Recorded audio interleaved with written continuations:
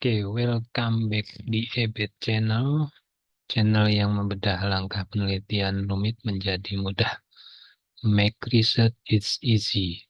Jangan lupa like, comment, subscribe, dan share jika channel ini bermanfaat. Terima kasih. Oke, selamat sore. Berjumpa lagi dengan kami di EBET Channel.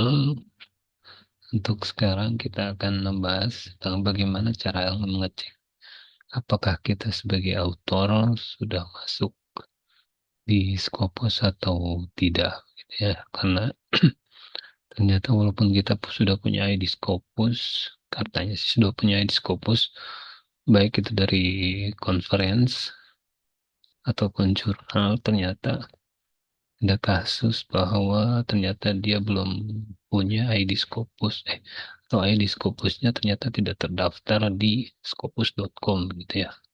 Makanya kita harus cek dulu apakah nama kita benar-benar ada atau tidak, atau artikel kita benar-benar terindeks Scopus atau tidak, gitu ya. Caranya,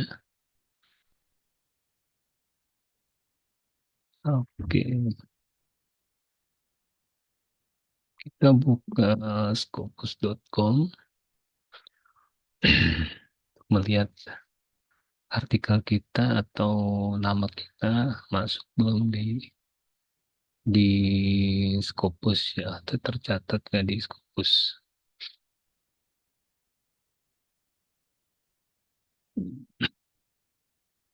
Masih berproses. Nah, ini tampilan dari Scopusnya. Kita cek di author search, kemudian nanti pilih di sini ada kolom author last name, author first name, dan affiliation. Author last name itu nama belakang nama kita di artikel itu apa, ya. Makanya harus konsisten pemberian nama di artikel, jangan sampai diubah-ubah, gitu ya. Misalkan artikel pertama namanya X, Y, kemudian artikel berikutnya dibalik YX misalnya. Nah, itu jangan, diusahakan tetap konsisten dengan nama itu karena akan mempengaruhi recording dari jurnal kita yang dipublish di Scopus, ya. Kalau misalkan beda nama, nanti jurnalnya tidak masuk di ID kita, gitu ya. Dan ini kita cek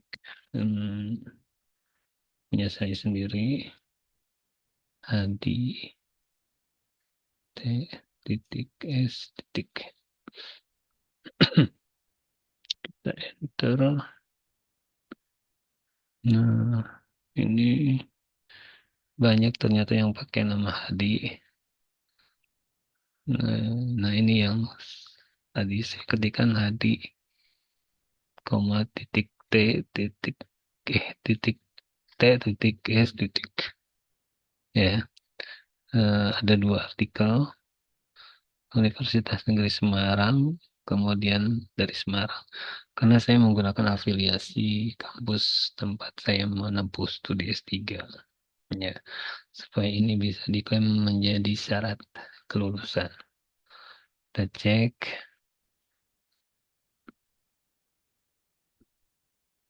Nah, Ini ID Scopusnya sudah muncul, sudah bisa kelihatan. Kemudian artikelnya itu di bawah. Jadi ada dua artikel. Nah, artikel pertama ini berarti dia betul terindeks Scopus. Ya, yang kedua ini. Hmm.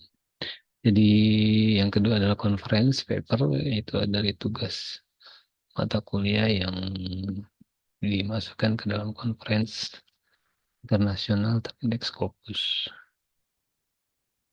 Nah, jadi walaupun punya ID Scopus, ternyata ada ID Scopus yang ternyata di artikelnya tidak masuk di Scopus.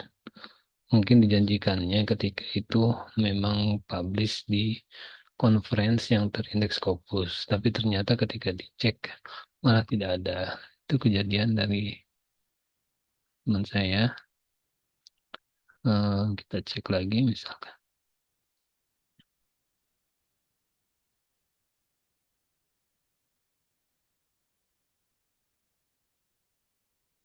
Nah ini,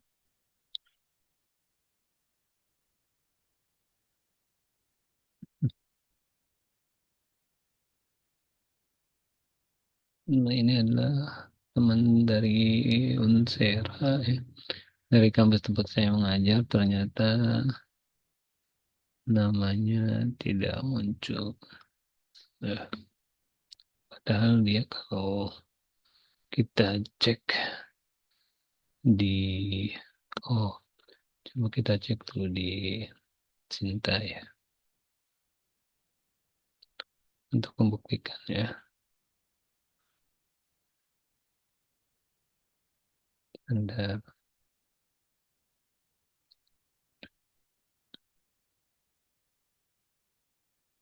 cek di Cinta, namanya Indri Lestari. Nah ini kita cek, ada jurnal indeks Scopus 1.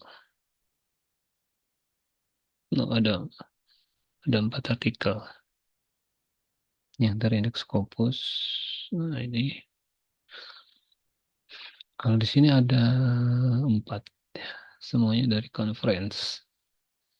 Dari conference,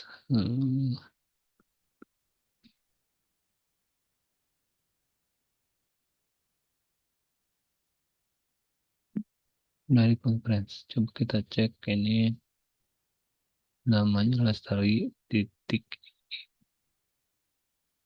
Kita cek ya pakai nama itu.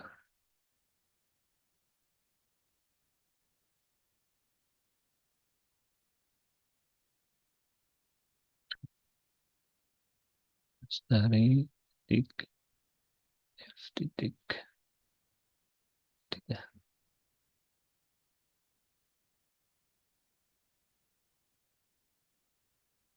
Ternyata tidak ada. Ada juga dari Universitas Indraprasta. Internal dari Unsera tidak ada. Coba kita jangan pakai titik.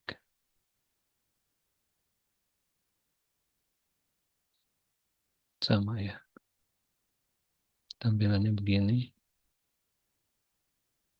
Oke, jadi itu ada teman-teman dosen yang apa mau publish atau submit di satu jurnal, tolong perhatikan kembali apakah dia betul-betul terindeks Scopus atau tidak. Karena akan rugi sudah berbayar, terutama conference-nya. Kalau jurnal sih sepertinya apa namanya bisa tergolong aman ya. Kalau dia memang menunjukkan kalau dia terindeks Scopus. Kalau conference ini yang kita tidak bisa mendeteksi apakah dia benar-benar terindeks atau tidak. Mungkin itu sedikit sharing. Semoga bermanfaat. Terima kasih.